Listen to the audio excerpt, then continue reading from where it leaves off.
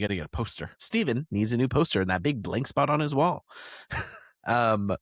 Welcome to the HPTV Podcast, where we discuss all things Harry Potter on HBO. Now we know coming Q1 2027. I'm Mitchell, here along with my siblings, Jamie and Steven. You can find us on socials at HPTVPod or email us at hptvpodcast@gmail.com. Today, we're going to kick off talking about actually quite a bit of little news nuggets and exciting updates that we have and different leaked elements, one of which has to do with Cursed Child, which Steven went and saw, so we'll get a full report on his thoughts on the not canon sequel that takes place on the stage.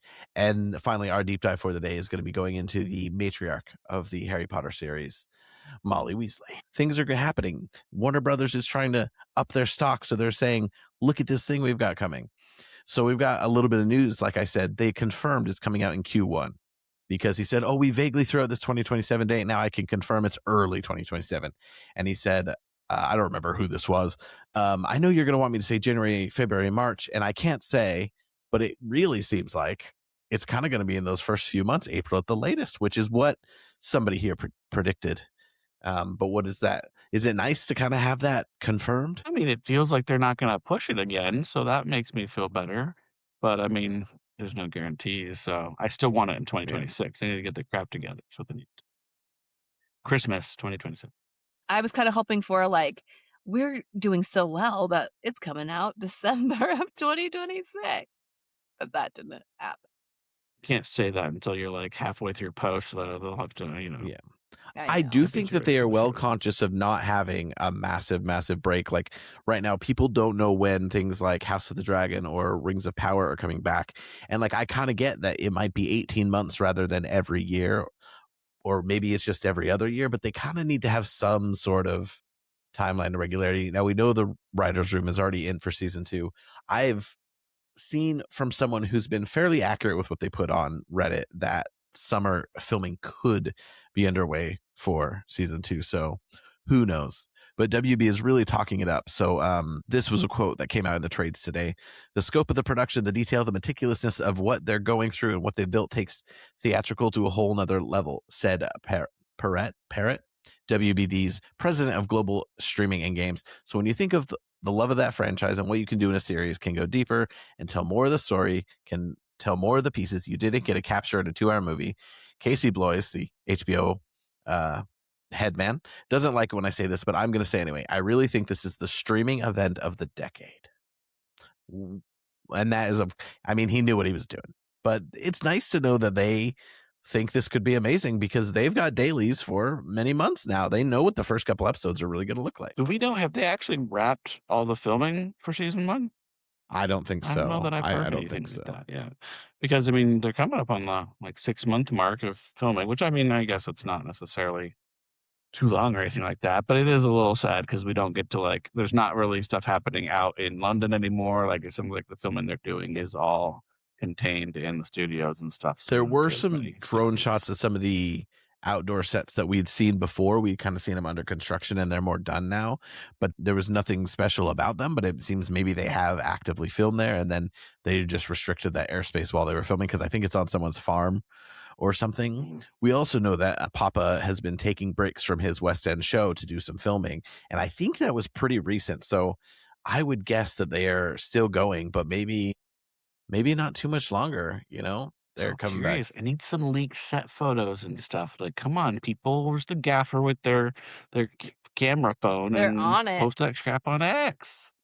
Just create a fake account and then upload that shit. And then, there were so many leaks early on that I wonder if now they're really freaking out.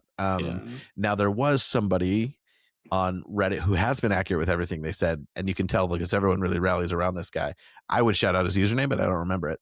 But he essentially said that there's these 2 portraits that get passing mentions that are going to have speaking roles in season 1. And again, we don't go into Dumbledore's office in book 1, and we definitely don't see Dumbledore alone and speaking to these portraits. So the fact that they're speaking roles, I think one of them is also the portrait that has a copy in the hospital. So it's interesting to see how different this could be. And with the next item as well kind of lets you know they're going to be adding. Nicholas Flamel felt big, but we now know they might be telling this narrative in a very different way. Yeah. And it's Jamie's like I pissed. I said knew. before, I am all for the extra stuff, but that means they better not leave out anything from the books. You know what I mean? Like I It's figure with just 4 yeah, episodes, they could exactly. probably do all the book. So the extra is great. But if they leave out something important, I'm gonna be very angry. They're gonna hear about it. Well, I will write a letter to their manager. dear Mr. Mr. Hilton, um, that's a quote from a movie. White chicks. I, for one, I fear that like all this extra stuff is only about males, which bothers me. But maybe there's some about Hermione. But like Locke's, right? He said that Malfoy Manor is going to be shown in season 1. He's acted with I his mean, dad as well. Lucius is not in book 1, so yeah, exactly. And they've talked about there's been hints about Charlie being cast as well for season that's 1. like a pretty definite, yeah. Yeah, which we could see. We like there's a place for him to replace like his friend or whatever, picking up Norberta. But it just scares me that they're doing. I'm like, don't leave things out from the book. And also, there's we as readers fill in gaps, and it sounds like they're trying to fill in those gaps for us. And I think in some ways that's good. Surprise, surprise, there are some plot holes in this book series. So I get like maybe in a nice way they're trying to fill those in or explain things, but also it worries me that they're gonna like let little things that we really want go to the wayside for those things. But it sounds like it's gonna be very different. But I'm glad I'm just taking this in slowly 9 months before I see anything so that I can Like accept. some reveals are going to be different. Like the mystique around Dumbledore is not going to be the same, which I Yeah. could say it is slightly inconsistent how omniscient and mystical he is in the first few books and how human he becomes. In some ways it's great character arc. In other ways I do think that there's a little bit of a disconnect as he has to become bigger in the story and he realized what he knew and didn't know. Lithgow has been talking about it quite a lot and just saying it's a great experience and you really trust these people. And he's had to address the Joe Rowling stuff a bunch and everything. But all signs are good. So Locke Pratt is in this. They're doing a new Lord of the Flies adaptation that I believe started on Sunday. Actually, I didn't watch it. That's like a big time slot for the BBC. They like had The Night Manager there last week, a great show. And then they put Lord of the Flies. But because of that press, I wonder if they wanted him to say things like you're going to see Malfoy Manor but mostly he said broad general stuff like it's going to be great.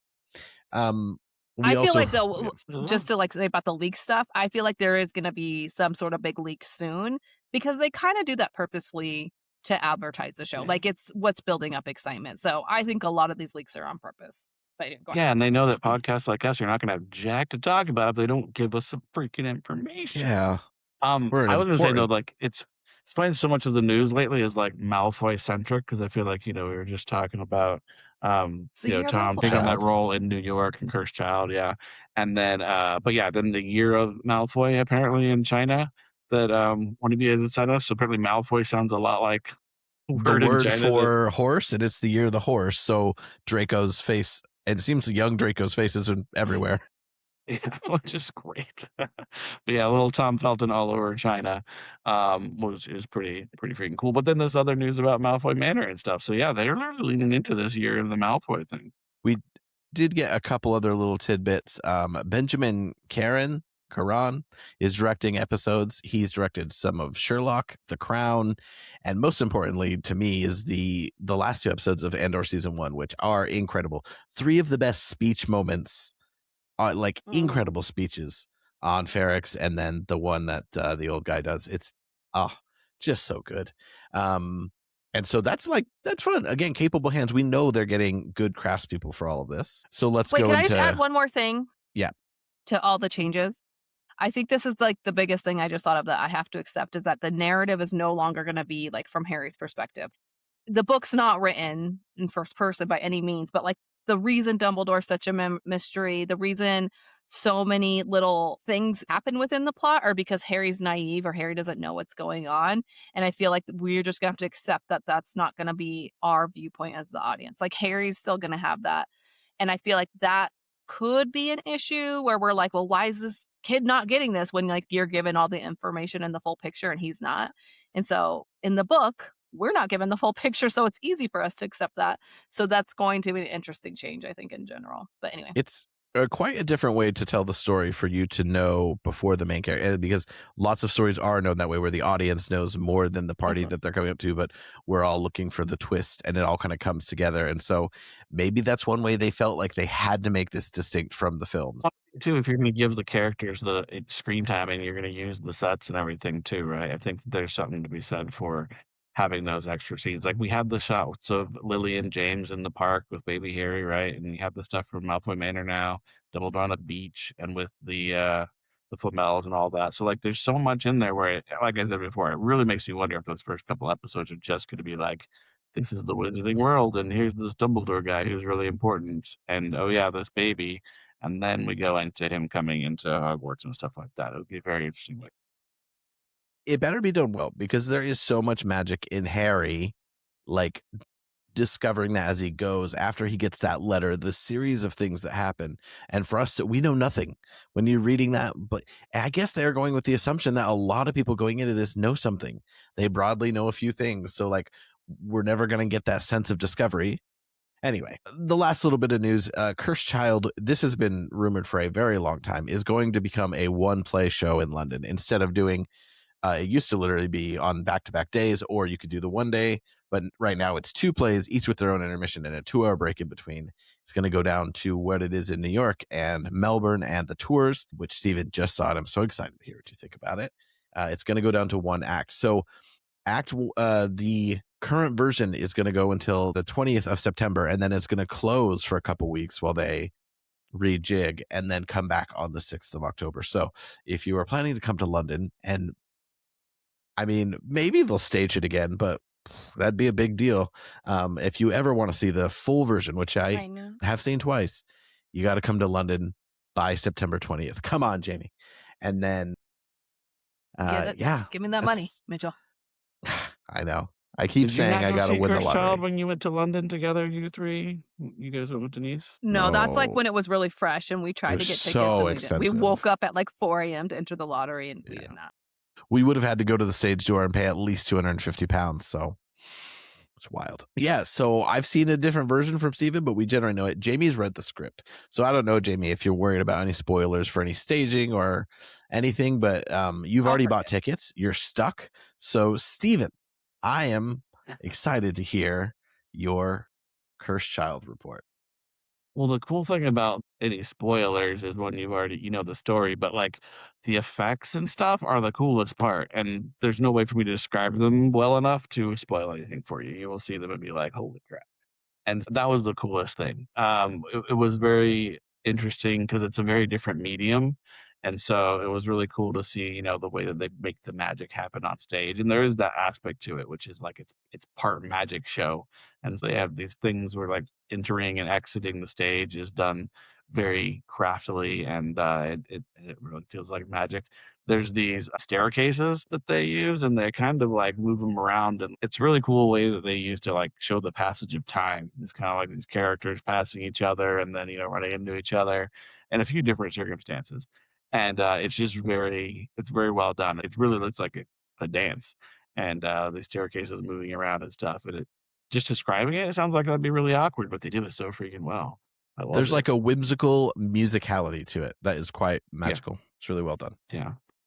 And they do it like there's a relatively romantic scene between Ron and Hermione where they use it, and there's other one like it's more like friendship based, and so they're able to like give it these different like tones and vibes that were really cool. Yeah, just those magic show elements. There were a few cases where like I think someone didn't like pull their arm in all the way like they should have, and so like there was like a limb hanging out there, and therefore the disappearing didn't work that well, or else it was a very painful case of apparition. But they got, you know, splinched, but there was no blood, so I guess that wasn't what they were going for. And then they have those rotating stage in the middle, which is really cool the way that they use it. And it like just to change scenes or to like move the prominent characters in the scene and kind of shift to others in the scene. They literally turn the stage, so it's almost like in a movie where you can zoom in on specific folks or do that with focus. So watching all of that happen was really cool. Having said all of that, still not canon. The story does not really make sense, and I know we just talked about all the holes that there are in the books, but this has way more holes. It's very fan fiction-y, and like it's good fan fiction-y, but it's still fan fiction-y. I do remember reading. I feel like I expected Harry to come off as like an even worse father than he did. Like he's just a human trying to figure it all out. Maybe that's because I'm a father who's trying to figure it all out. But that was something that like a lot of people complained about, like his character, which I think there are some pieces there that it wasn't consistent and everything. But I thought it was relatively consistent, and he did as well as a flawed human could in those circumstances. So the story just it has these gaps in it and stuff, and I do think that. Um, I don't want to spoil it too much because I don't know if our viewers have all seen it, but or They've been warned. have all seen it. But the story, like the whole piece with Delphi, like it's a little bit too much. Like when we were kids and they'd make like an animated movie, and they're like, okay, we're gonna make another animated movie, like a sequel, and this time it's gonna be like the previous villain's brother, and he's mad that they killed his, so he's gonna come. And it felt kind of like that, and it was just that there were so many Death Eaters and stuff that survived the first war that could have been the antagonists. I think could have made more sense than like making up a pregnancy that we should have kind of had a hint about in the books and all this kind of stuff. I think that someone else could have played that role like the same way with a backstory that actually made sense. But it was really cool just to see like those characters interact again and see them as parents. Um, One thing that hit me really hard like later that night was all the people we don't see in the play and aren't even referenced. And now I think that they must all be dead. So you figure like because it's 20 years later, a lot of them were already in their 60s. So I guess maybe wizards can live a really long time like Dumbledore. But you gotta figure like Professor Sprout is gone because Neville took her job. And she kicked the bucket. She's still around. She retires. She's Well, I know exploring she plants in South retired, but America it's or also been, something. So why are you how killing long could them? she hang on? I'm just that's what I was thinking through, and I was like, all of us, They're because some of them dead. died, right? You got all the Marauders Yeah. are gone, and you got Tonks and a lot of those folks. That Mad Eye was already gone, and everything. But like, what happened to all the other teachers? Binns is still around probably because he's already a ghost, right? But where's Flitwick? Is Flitwick still alive? And then the biggest one for me was like they had all these family dynamics because there were like the cousins and stuff, and but no mention of Molly or Arthur. And so it's like, is their grandma still around? Is that Yeah, it makes no sense because We they're not did that do old. we did I do an mean, in-depth thing on Sprout, and I'm pretty sure it said last we knew she was alive in like 2018 or something. But I have to That's remember true. back. That was a long Listen time to ago our own now. podcast. Time I know. flies. But I So don't the know last when did thing this I place. will say is just as Mitchell said, there was the longer version, and I didn't think I would remember. I purposely didn't go back and read the script again because I didn't want to like miss things or judge it. I wanted to kind of be surprised by stuff, but like at the end there were things I distinctly remember from the script that did not show up in the play, and I was like, oh, I really wish that they had included that. Like Lily Potter, the younger, doesn't show up at all, right? We don't get That's Hugo from crazy. Ron and Hermione's family. Like they're cut out completely. I feel like there were some other students. Like, wasn't there a girl that Scorpius had a crush on or something? She's gone. And so I get that they He had a had to crush like on their compact it down. on Rose, but Oh, on then they Rose, just because really Rose made it is in about it the too, two but main boys. she's like very like she'll pop up for a second and give like a couple of lines, and then she's gone. She's never really involved in the story. Even in the And so longer some of version, that was I was weird. like, why did Rose not get a bigger? It makes no sense. But She got the Jenny movie And I mean, treatment. they had to focus on the story, and I mean, they had a lot in the story with all of those, times going back through time and, recreating a lot of the Triwizard tasks and stuff. But I think the thing that people love are the characters, so I think that would have been a cool place to spend a little more time.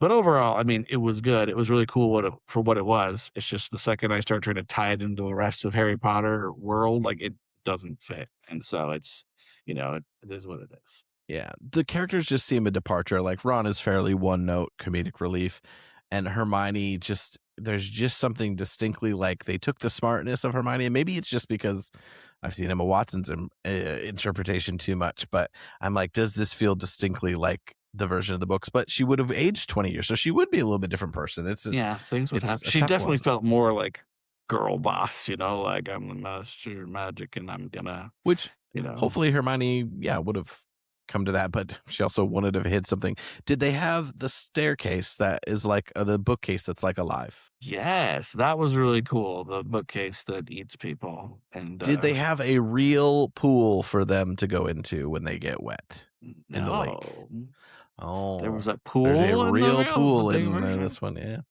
I wonder if that's a touring version Yeah, change, what or if adjustments? that's just a shortened version. That I was like on a don't. screen. They have this really cool looking round screen that comes down, and they project it on there. So, But it's I also think very they're short. less. I'm guessing it was longer. I'll have to Google it because I don't. There's very few projections. There is kind of like a little bit of an environment one, and some of the time stuff gets like wonky with the projections. But Yeah, that there effect wasn't was the very rotating cool when they go back in stage time. was not a big factor. Although shout out to Hamilton's rotating Oh. stage, that's really good. What did your kids think? I thought they did very well. I was really worried that they were gonna get bored because it's so long. But Tommy, he was he was just like climbing all over his seat. He'd like put the seat up and so, and like sit on top of that, and then he like climb. So he was just moving constantly, which is fine. I was just like I was in the middle of them too. So he had like a lady on the other side of him, and I'm like, dude, you gotta stop. You're gonna piss her off. And so, but he did really good. But as far as like the story and stuff, they thought it was really cool. They did notice, like on the way home, we talked a lot. They noticed some plot holes and stuff too, and they're like, "Why?" And so it was cool to just go like nerd out with them on the way home, talking about all the Harry Potter. Did you have to give them the sex talk because they were like, "Whoa, I did not think Voldemort was procreating," and like creepy snake man sex with Bellatrix? They didn't Because really that's what comes ask, to my and I mean, I mind. guess in the story, yeah. I mean, I don't think their brains go there just yet. I mean, they're 9 and 11. But it was kind of, she talks about how she was born to Bellatrix right before the Battle of Hogwarts at Malfoy Manor. And so, like, they don't really talk about the conceiving piece of that. But she, Her mom probably didn't brush her that's teeth for implied. 13 years or And, whatever. the whole Delphi thing there's just so many ways that could have been easier. You know what I mean? Like, it could have just been, what's Bellatrix's husband's name? Rodolfo? Rodolphus? Dolphus. Maybe it was him. First, his wife, cheats on him with Voldy, and then she gets killed by Molly Weasley, and he really wants, to bring her and Voldemort back. Like, there could have been, like, so much simpler backstory for someone else to serve the exact same purpose as Delphi in that story. Well, and it's funny that they use time turners, which, again, not a good time. Like, going back in time is such a tough storytelling thing. It comes off very fan fiction-y to look at alternate versions of the past and future, and then it's just not a character that should exist, and she's very one note, which makes sense because Voldemort in some ways is very one note. He's pure evil. I do remember thinking, and the fact that it all goes through Diggory's dad, like, where did they come up with this stuff? But look, again, there is something quite magical about it. Yeah. Because I wanted to find out from you. So at the beginning, so there's this thing that happens with like suitcases. So like the story is being told almost from like I don't know, King's Cross or something, because that's where it starts. And so they move these suitcases around a lot and use them as like other props and things. And at one point they just represent other things, which like you see in theater, but with like plain boxes or something, instead of like these suits. So at first it was like, what's happening? Why is he talking to a suitcase? And he was, oh, that's supposed to be something different. But there was also like a guy at the beginning, and I think one other time he kind of talked, but then he disappears. And so is he supposed like some kind of like narrator? He does like this crazy like magic thing at the beginning, and then he's just gone. And I'm like, what was that supposed to be? I Does he mean, have a bigger part? he's in the longer one a bit more, but it is the same feeling as to like what role, why do we need this almost narrator vibe? I don't know. But he doesn't even actually narrate. No. He kind of connects a couple of scenes, and he's kind of, but it's almost like I was expecting him to like, I would have expected him, if I hadn't read the script, I guess, to play into the story somehow. Like he's the person afterwards who's telling the story, who witnessed it, or, something like that. Official role might be the Sorting Hat as well. That might be how they actually label him. Well, that's the other thing he did. He was the Sorting Hat. But then why would the Sorting Hat kick off the story kids, at King's Cross? Anyway, so that was something else that didn't make sense. And the suitcases, I thought it was a really cool use of props and like something familiar within like the setup they had created until it wasn't anymore. Like it got overused, and you're like, what is happening? Why are we still looking and talking to suitcases? It's a very theatery and it's again thing something to that doesn't do. get paid off later, and then later on that would have been cool if there was some kind of payoff. Trying to explanation. give it's essentially filling time while they transition and giving like some whimsical like everything is transferring type of Yeah, vibe, the way they do like these flourishes of capes and things like that whenever they're moving equipment in and off which I stage generally or like. set pieces. It's really cool. So Jamie, I'm excited for you to see it. When do you go? Sometime in June. Don't ask me the date right now. Still. But yeah, it's got to make its way across the country, I guess. So we'll have to do another review when it comes time. Where were you guys sitting, Steve? What kind of, is it a pretty standard theater? Yeah, I was, so I got tickets at the front row of the balcony. So we were ways back, but it was a really good view. We were a little bit to, house left.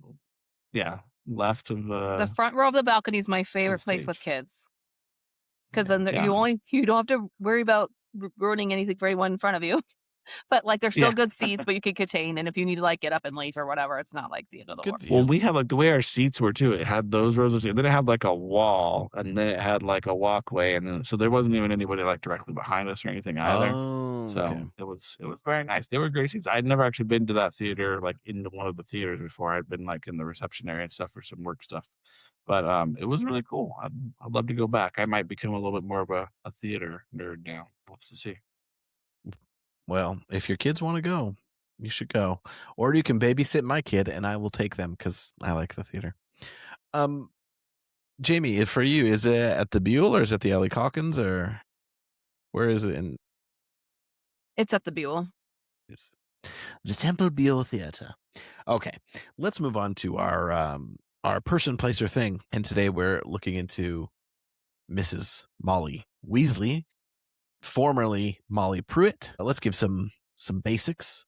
Born in 49 or 50, we don't know. She had two brothers, Fabian and Gideon, who were killed in the First Wizarding War. She was in Gryffindor, graduated in the late 60s. She had 7 children, kind of adopted Harry. Molly joins the Order of the Phoenix. Was she in the First Order of the Phoenix? I get the idea that they were like not really part of it. I don't think she was. I think her brothers were. I don't think she was. Yeah, I went and looked that up, and the theory is that she was too busy like raising young children or something. I can't remember what it was, but yeah, Bill and there's no proof she was. Bill and Charlie hanging out. During the battle, her most famous moment is defeating Bellatrix Lestrange, and she survived the war and has had at least 12 grandchildren as of 2017. We know who had children? Who had how many children? Because that's a lot of grandchildren for Ron and Hermione. It does say 2. if you go look it up. Bill has at least 1, maybe Bill 2. and Fleur have Victoire and Dominique and Louis and Molly the second. I think Molly is as Percy's. Oh.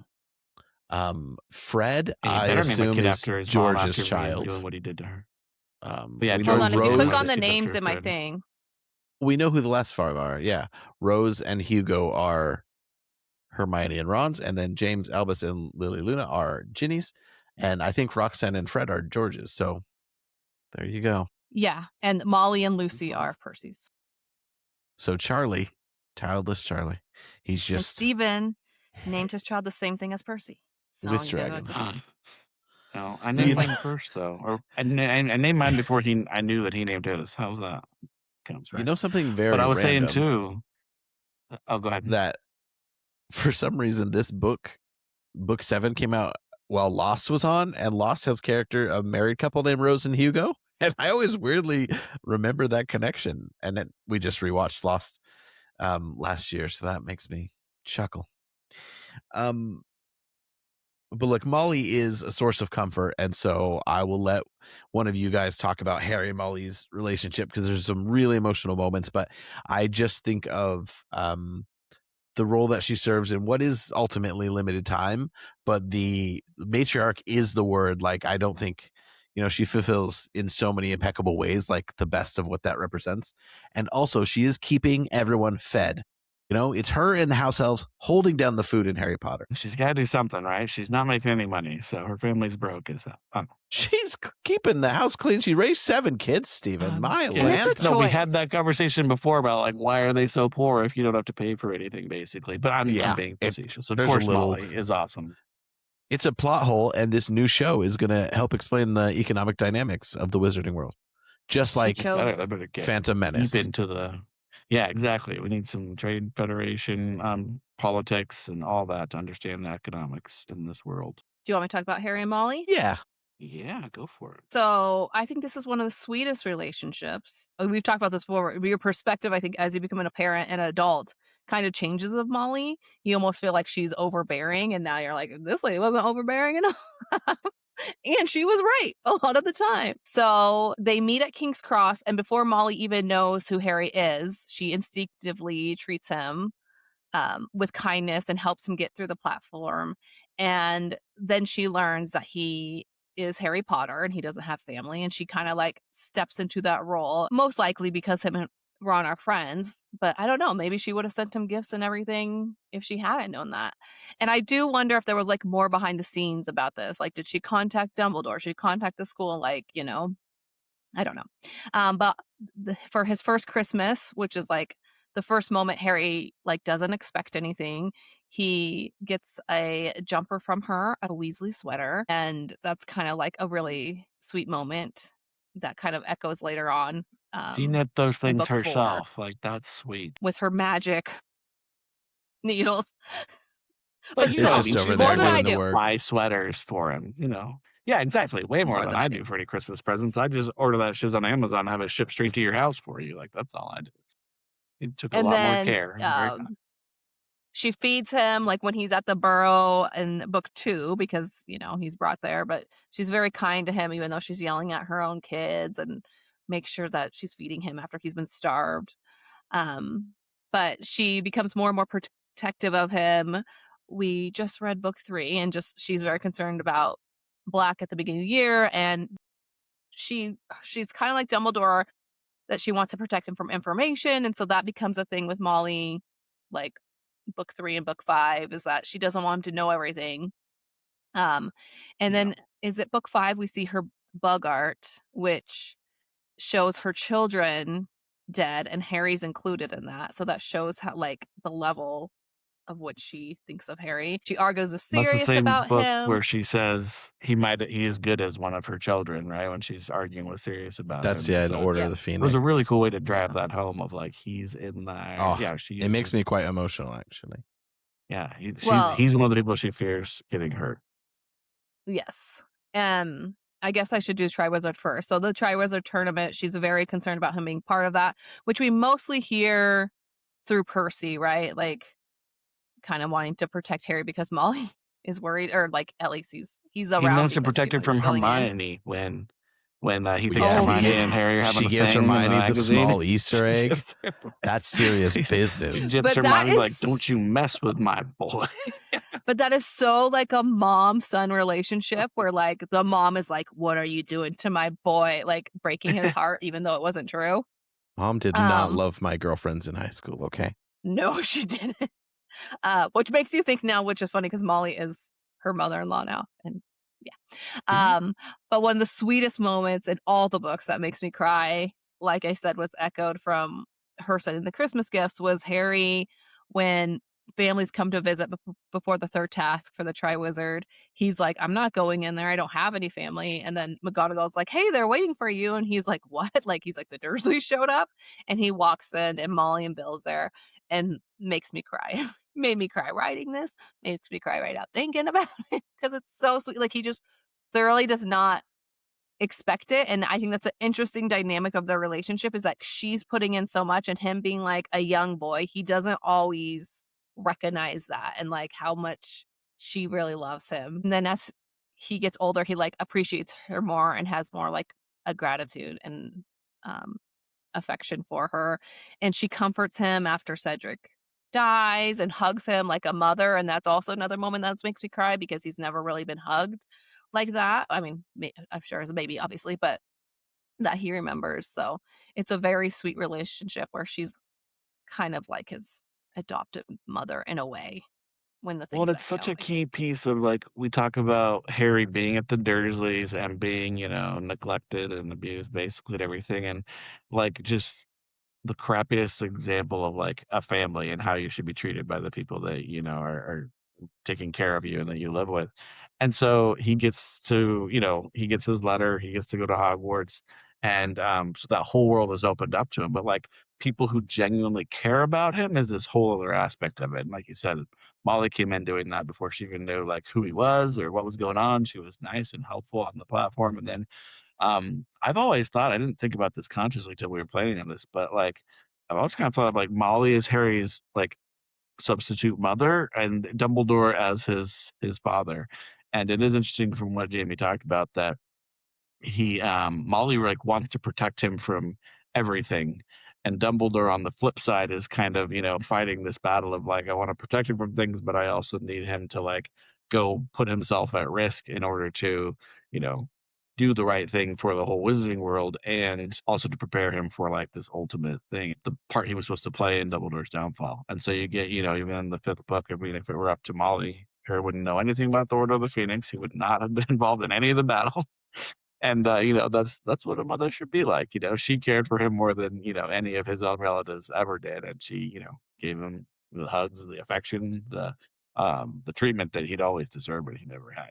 So that's When why it's Molly is like, one of the greatest characters. and it's like her and McGonagall are only like he has so many of like these mentors or adults in his life, but those are the only two women. But if you really think about it, like Harry doesn't know that kind of love at all. He's probably never been like hugged by an adult outside of when he was a baby at all. Like, could you imagine that? And I know they say people in the UK aren't as affectionate and touchy as us Americans are, but like at all, like he's never felt loved or even really liked. And so like I feel like she does fill a really big role, and I feel like you can even from a distance feel caution of her carefully doing that, where she doesn't want to be overbearing, but she does want to like take care of this kid who's never been taken care of. It's just in her. Yeah.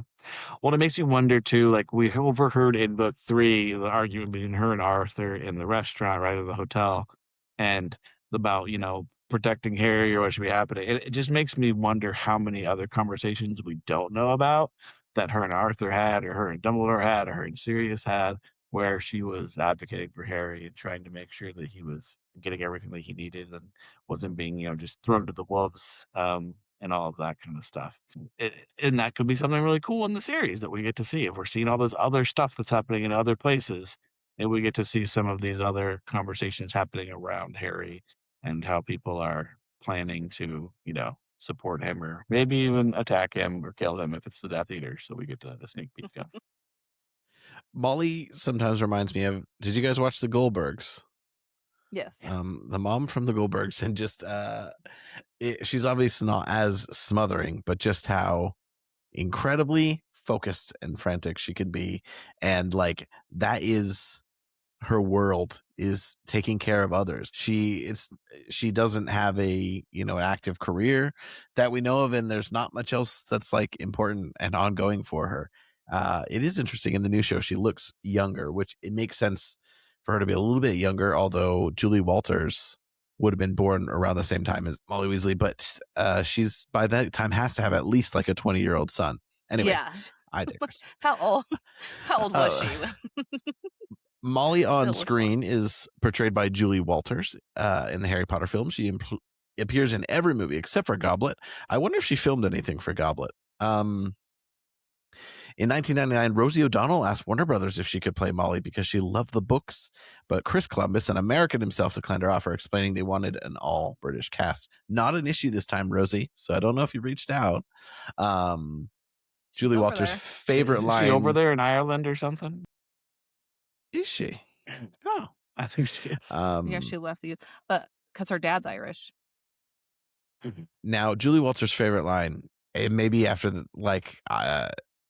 we can talk about favorite Molly Weasley quotes. I don't know if there are many, but there's one universal quote that I remember having a visceral reaction to when I read it, and it's portrayed extremely well in the films, and it is censorship. If you're listening in the kids with your car, not my daughter, you bitch.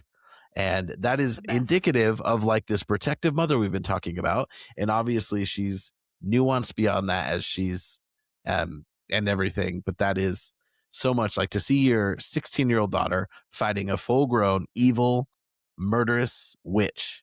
And just to be like, I can see how her head just exploded in that moment. And she just went, well, her son had also just died. Yeah, she had already lost a child. And well, we know, isn't that the scene brothers. where the line before that was that Ginny missed death by an inch, right? There was a spell that flew past her and she missed death, and that set Molly off because she doesn't go into like mama bear like attack mode. I'm trying to think if there's any other instances that we know of in the rest of the book. I guess maybe the argument was serious a little bit in Order of the Phoenix. But this is the case where she was just like done, and she was going to go out there and protect her again. Well, and she then did pretty dang good. She killed Bellatrix. JK's talked about that because a lot of people thought that should be. I think we've even talked about that should have been Neville's moment, like to get Neville's revenge. And she said that she always intended for Molly to be the one to do that for two main reasons, so that Molly could have her moment and show that simply because she dedicated herself to her family, that doesn't mean she's not powerful. And secondly, to show the clash of Molly's like maternal love against Bellatrix's obsessive love. And I do think that's really cool to have that juxtaposition of the two women and why Bellatrix is doing what she's doing, because she's obsessed with Voldemort and she just is evil. Like she just gets that satisfaction from it. And Molly's like wants to protect everyone and especially her daughter. Well, Bellatrix is a mother too.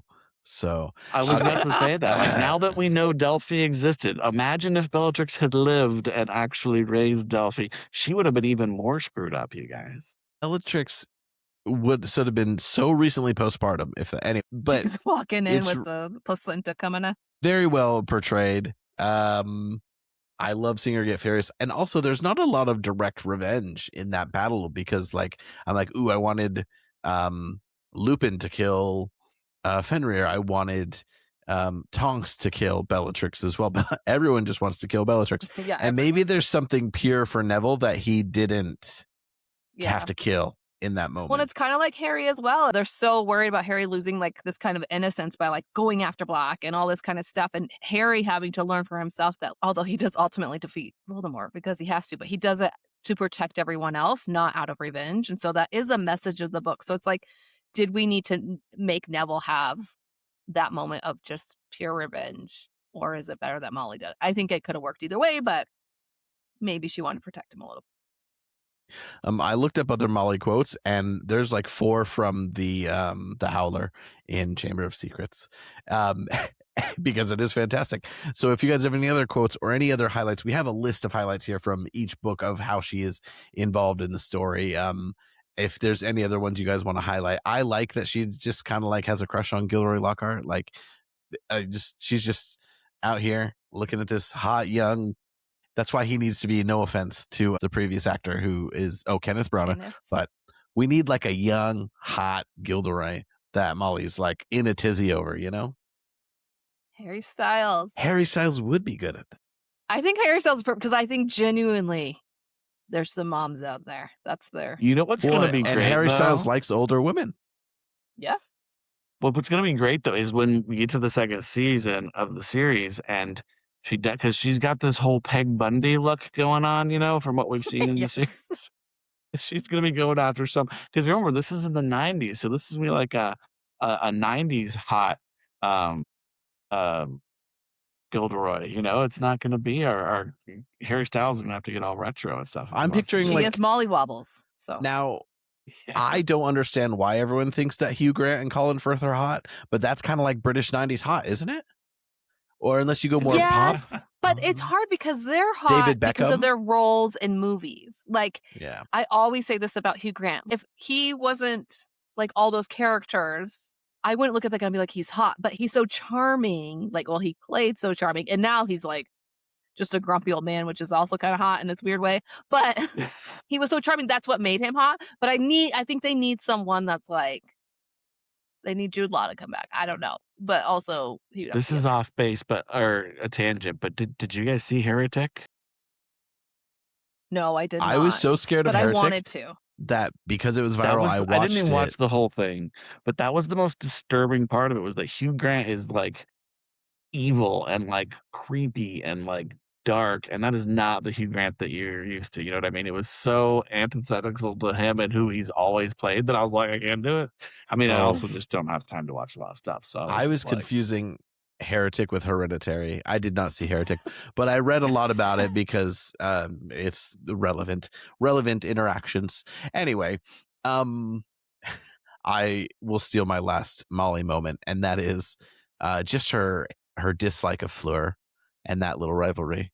I do like, she's just a little bitter, jealous I mom forgot too. about Like, that. I think that is like a fun portrayal. I don't think it takes anything away from her, but that's me. well, it Yeah. doesn't, And and that's the that great thing happens about too. It's Molly is very I real. actually think she's a really complete character for being a side character. And like, and I don't know what that is. Like maybe like because JK is a woman, or maybe she's related it to like, I don't know, relationship with her mother. But like the fact that you're kind of like, it is a little icky how rude she is to the women that like either wrong her children or like, you know, but Fleur did come off a little bit annoying. Who knows? But that is a funny element where you're just like, be nice, Molly. But then she Phlegm, goes all you in know. on the wedding after the whole understanding there, you know? Yeah. She has Yeah, other they come flaws. to a place about it. She makes corned beef sandwiches. She should know Ron doesn't like corned beef. And she always makes his sweater maroon, and he hates maroon. So Ron is getting a little forgotten here, being the youngest boy. No, well, the youngest one in our family doesn't know that. No, did mom ever knit me a sweater? Did mom ever Mom make me never a knitted sandwich? anything in her life. She That's could true. Mom does sew. not know how Mom to could knit. sew. She could sew, She but she could didn't knit us sew, any but sweaters. she could knit you. And Or she she never should really sew made you us any some sandwiches pajama either. pants. Don't listen to this blasphemy, Mom. Mummy. Do you guys know that British people, it is Yeah, not who's the favorite? It's not uncommon for British people to say mummy and daddy, especially the posher you are, the more likely it is that you say mummy and daddy your whole life. And it They bothers say mummy me. in the book. I know, but it's just like, it doesn't go right. Like, I'm Like as adults, they do it. I keep telling Hannah, like, oh, Seth's going to stop calling you mummy or mommy, like when he's like 6, max 8 is Shut weird. your mouth, boy. And she's like, no, he's going to be 42 saying mummy. You guys, there's a real possibility my child has a British accent. You know how weird that is? Anyway. Well, you do live in Britain. I think I've said this maybe even on the podcast before. In my head, I was like, oh, well, what if we move to America when he's like 7 or 8? But it's not that he's going to start school at 5. He's going to be in nursery from 1. He's going to be I'm going to have to make fun of him all the time. When you send him, be like, sorry, my son can only listen to me talk. Because I don't want my accent. So you guys use some American words, okay? You call it the trash can, and don't tell him it's Tuesday. It's Tuesday. Okay, genuinely, that is the only word I make fun of British people for. My friends specifically is Tuesday. Any other Molly moments that? Oh yeah, anything else that stick out to you guys? I think it's really sweet, like how excited she is when becomes a prefect, little things like that. But also another thing that her love is a little bot. She does care about like worldly achievement, considering which is interesting. Her husband has no ambition. Yeah, no, he does have ambition, but just in a different kind of way. He just wants to be a monk. He just wants to know about muggles and build a house. But it's just like, yeah, it's interesting that she cares so much about that stuff.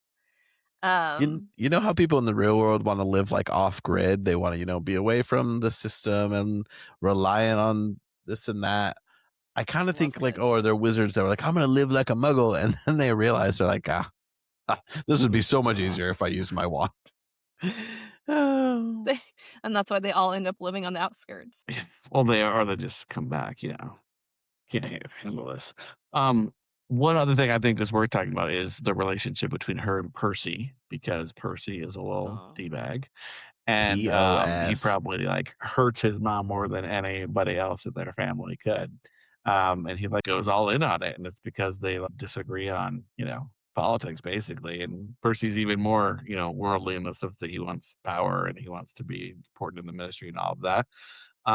But as like I joked about earlier, is that of course he named his kid Molly, right? He owed one of those kids to her after the way he treated her. But I think it also speaks volumes about like him and his kind of return to the family and how much he probably came to value that relationship with Molly after about a year or so that he was off doing his own thing and, avoiding his family and showing up on Christmas just to piss her off some more. He came around the end. I think he came to realize how important Molly was and how much he needed her. It was kind of the opposite of Harry. Harry didn't have a mother. Molly stepped in. Percy had one, and he didn't realize what he had, and he kind of pushed her away, and then came to regret it. And so, good for him. I hope it really hurt. Percy Well, and sucks. I think He there's, suffered the right amount. I think part of the whole Percy, because I mean, Percy basically is embarrassed by his family, right? He's like But yeah, trying to prove that he's better than them, that he's going to be more successful. Like he just prioritizes different things. But now thinking about Molly, maybe she's the reason he thinks a little bit like that, because she does take pride in such a. But it's like she was always there for him, and Fred and George were always trying to talk badly about him, but like she had the unconditional love, which was That's true. how That's mothers nice. should be. It's like forgiving your kid for getting indoctrinated by Al Qaeda and coming back. That's the equivalent that I can think of for Percy. Speaking of unforgivable people, I keep thinking about how in Cursed Child, Draco somewhat gets rounded out as like, okay, he's a father. He knows what a horrible thing his family was. Like, it kind of continues this pattern of making him more innocent. And JK's come out in time since then because so many people have romanticized Draco and want him to be with Harry or Hermione. And they've kind of like been like, oh, he was just used, or that's all he knew. And I'm like, he was so horrible. I just can't let it go. The things he says to Hagrid, I just don't want him to have happiness. So if Scorpius has to die, okay, moving. But we do want Tom Felton to have happiness. Yeah, I think that's an important distinction too, right? Is like he did those things because that's what he was raised to think was like good, right? The most important thing about him was his pure blood and that he stepped on everybody else as much as he could to make sure they knew that he was better than them. And so that I think as an adult, right, we get to see, and that is probably a cool thing now that I think about it, like how he has learned those lessons and he's been through his own, suffering with his wife dying and those kinds of things. And so he realizes, oh, I can't. There's no value in just being a jerk to everyone all the time. But as a kid, man, he deserved everything that came his way, and probably some more. He needed a Molly in his life. So I'm looking at Molly moments on the Harry Wikia. First of all, we do get mention of Molly Wobbles and Arthur getting caught by the caretaker, getting the nookie on the grounds. They were frisky when they were young. I mean, I have no trouble believing that Bill was born very, very young, because they were just two gingers in love. I mean, they found each other and they're like, let's get some more sunburns out here. There's a really weird thing, and I'm trying to figure out where the reference is for this, that says that in April 2020, a massive influx of tourists began visiting the borough because it was mentioned is in a historical site in the travel guide, 100 historical sites from the Second Wizarding War, and that really annoyed Molly. And now I'm like, where is this book from? What is this reference to? And it's apparently like the Breaking Bad house. It's in from Wizards Unite. These stupid mobile games are adding things that now are getting marked as canon. Yeah, there was something else about her from that too. I can't remember. Oh, and apparently there's a terrorist group called the Unforgivable that abduct Ron. Apparently I need to play Wizards Unite. Oh my gosh. Also, she's described as short and plump, and I would just like to say in this body positive time where I would say that she is thick with two C's. Thank you. I think Ozempic killed the body positive movement. You know what is really annoying about Ozempic is that everyone in America is on it. So like you kind of have no excuse to be bigger unless you're really poor. It's not as easy to get in the UK. So I have an excuse. It's lack of willpower and lack of money to buy Ozempic. But yeah, every time I see a new person get skinny before me, I'm like, it's not really fair. I'm not judging them. I'm happy for you. I'm pro. Also, wouldn't there be a spell? It's like how Harry's hair just always gets messy. Maybe it's like if you're supposed to be a big, beautiful lady, you're a big, beautiful lady, and that's fine. That's me. Just own it. Just run with it. It's a new quote for our podcast. Also, she gives Harry the watch from her brother. Did we mention that already? Because that makes me want to cry too. No, that is a really sweet thing. She's a little embarrassed because it's dented and everything, but like that's part of what makes it cool, because her brothers were badasses, right? Like they were in the order and they were very powerful wizards, and they, but they died in that first Wizarding War. And so for her to take something of her brothers and give it to Harry is very co-editor. And it means so much to Harry. Like Harry really recognizes that. It's one of those moments where I think Harry, it starts to really click for him of just how much like Molly has done for him and means to him. It's a very good a good scene to show. She becomes his mother-in-law. I feel like we never get at the beginning of Deathly Hallows. She should be so hyped about Ginny. She should be like really pushing for this. And I know they're broken up because Harry's trying to save her, but that's one of those background conversations that I really wish we could see, because I could just see her going off with Arthur about this has got to happen, and him being like, "Listen, woman, you gotta shut up. You're gonna ruin it. Like, don't get involved." Well, like she's trying to keep the trio apart at that point. Yeah, so you think she would have been but pushing I'd like a those two scene together of her just being like, Ginevra, lock this shit down. Do not screw this up. You if my bloodline and the Potter bloodline joining is incredibly important. And Arthur is oblivious. But she must have been hyped. That's the other weird thing that she's not in Cursed Child is, she would love those grandkids. She'd be obsessed with them. She would have been involved in all that drama, all those scenes at Hermione or at Harry and Ginny's house. She didn't just showing up randomly with pie or something and be like, "What's going on? What do you mean my grandson's missing in time? Like, we gotta fix this shit." Jamie, you're muted. She had too many kids. She's over it. She's over child rearing. She's in the polka nose. She knows that is if she's still alive at that point. That's what I gotta go find out. Oh my gosh, Stephen murders everyone in Harry Potter and any actors. That person's gonna be dead. It's the pessimist in me. It's just, if in doubt, like they're probably just dead. And then if I find out they're alive still, it's a pleasant surprise rather than the reverse. You know what I'm saying? So let's end with, we've all been reading / listening to Azkaban because Amy's daughter's been reading it. So we do it for book club, and that is the most recent full cast audiobook, although they're coming thick and fast. Goblet's coming out soon. I've only been able to listen to a handful of chapters, but I've been jumping around so I could hear some different voices and stuff. But I'm just curious, what is your guys' big takeaway from your revisit here to the canonical Prisoner of Azkaban? I haven't finished yet, so I've only made it about halfway through. But I do like it. I like the new voices. But you've been reading it too. You're like 3 chapters. Yeah, I've actually been reading it. So it's been hard to because I don't want my daughter's first experience to be the audiobooks. So I'm listening to it Do you ever feel, because you would have read this 2 weeks ago and now you're listening to it, is that get a bit like? Yeah, it gets a little bit much. I'm really into I love Azkaban. It's a great book. So much happens in that book. So much is revealed. It really takes us to the next level. Do not get me wrong. But when they get to the part with the time turner, I'm like, we have to go through all this again. So it's like a lot.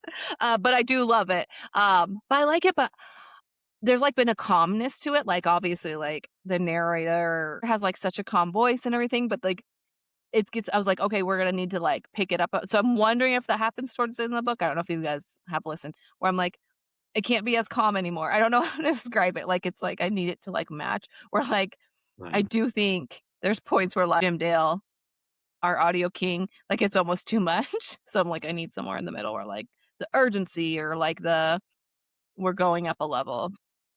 But I do like it. Gotta kick it up a notch. It's cool. No, I mean, I just think the third book has always been my favorite. That's where, we get to go see Hogsmeade and Butterbeer, and that's where Harry learns about, his dad's friends and the Marauders and that whole story. And it's so cool. It did just remind me, though, having talked through it in book club and those kinds of things, how much the movie ticks me off because it's so confusing. I remember watching it when it first came out on DVD with a friend of mine, Katie from Brighton, and I don't think she read the book. You forgot a word in that. You forgot a word there. Okay. I don't want to go into those stories right now, but forgot about her. But her or a friend of hers had not read the books before, and man, were they confused. We had to sit around for an hour and a half after trying to explain what all just happened in that movie because it's so confusing. And so that's something where I was just, because it works really well in the book. I know that there are a couple of holes as far as motivation and stuff like that, but it flows. You get the nice aha moments and stuff. It's a pretty well done book. Time Turner aside and that confusion, what the confusion that creates, I guess. But it was a really cool plot element to make the story really fun. And Although this time I love it. around, I told you, Stephen wasn't on in book club, a new plot hole to me, because there's this whole moment Harry like beats up Sirius, and then he gets his wand back and he's pointing his wand at Sirius, and like the whole inner dialogue for Harry is that he's going to kill Sirius and that he just needs to do it. But then Lupin comes in. What was Harry going to do? What spell was he going to cast to kill Sirius? He doesn't know. Wasn't that scene where he just wants to do it with his fists and he runs Well, at like, him? was he going to shove it in his eye? His wand, right? I was well, he was just going to pop. But you're right. You didn't know. Maybe he could do a Wingardium Leviosa and slam it against the floor a few times or something. You know, I'm sure he'd have figured it out. That rage, you know, maybe some magic would have just popped out of him and done it because, you know, that maybe Aunt Marge style. You know. I think I like how the movie stands out and it does a few things really well and feels cool, but it does not do justice to one of the best books, a lot of people's favorite book. The full cast edition, I will say it is really cool hearing Ramsay Bolton play a good guy. I thought he did a good job. Oh, yes. I did specifically like really listen to his voice, but he still kind of sounds like Ramsay Bolton to me. It was a hard adjustment at first, but once they get to like the lessons and everything, it's like, okay, I'm just judging this man based on his. But I think he does a good job overall, whereas I still don't love Riz Ahmed, and the Draco is really still grating on me. And then I had a hard time with Professor Trelawney because I just... See, I'm glad I hadn't watched Dairy Girls yet because I didn't mind Professor Trelawney at all, but I was like, oh. But I do think it's interesting because I did think people would kind of... I mean, it makes sense for Lupin. What are you going to do? How are you going to change your voice for that? But I just thought there'd be a little more effort trying to sound like the characters with some of these people where it's just really just sounds like them. Just doing themselves, Yeah. Well, some of them have like a background or like McGonagall where you like know where she's from, and so you have like the specific accent you can go for. Like you don't get that with like Lupin, so I can kind of understand to a degree. But Mitchell, you reminded me of something, which is that because the fourth book, audiobook for the full cast edition comes out tomorrow, actually, is when that's being released. And we're not going to have annoying Draco anymore because the young kids are all going to be replaced by the older actors this time. So I had forgotten. That makes me really curious to listen to it and see how that like goes, and like if they're, because I mean just acting wise and like style wise and stuff, like how much they stay in line and how much they kind of diverge and do their own thing now. But yeah, we won't have annoying little Draco anymore. We'll still have what's his name to play Snape though. We'll have to keep listening. Well, I will say too with the kids, I think there's been like a lot of improvement, but it's kind of funny for me. It does echo the movies. Like I think Ron's the best. And Harry, I actually really like. He just sounds so much more like, I don't know, it's just more of a typical accent for me that I don't know. That probably sounds really naive. But I will say, what's her name? Arabella? Yeah. Hermione? Stanton? Yeah, Arabella Stanton. It's a little over the top. Like it's almost like Emma Watson in the movies. And I'm like, and maybe it's just because it is the audiobook, but I wonder if it's going to be like that in the show as well. Had 2 swings at it now, so. Yeah, I guess. She really knows. She really knows. But I'm like, but it's just funny because it's like really similar. I was like, maybe just the curse of those characters. Like whoever plays Hermione is going to overdo it a little bit and really enunciate. That is funny. I wonder if there's some direction somewhere in there that like someone feels like that is an important thing of her character or something needs to be her there, being that know-it-all. I disagree, but they didn't hire me to direct, I guess. You don't get much to say. You were busy selling sodas. I was, Well, thank you for joining us on this wonderful episode of the HPTV Podcast. We'll continue with you for all news and updates going forward. And next week, we will be diving deep into our next magical place, the Wizarding Bank of Gringotts. And I guess we'll have to talk a little bit of Goblin there as well, which is something that I wonder how much J.K. Rowling's thought through because it could be very deep. Also, we'll kind of have a little mini report on what we've been able to listen to of Goblet of Fire if we've had time by then, but a lot of new characters coming in. I like Bagman and Crouch. I know they're 1-book characters, but I'm interested to hear what that dynamic is like. But yeah, a lot of new faces coming in. Give us a follow on social media at HPTVPod, and email us at hptvpodcast@gmail.com. But thanks for joining us. Jamie, send us out. Peace out, snitches.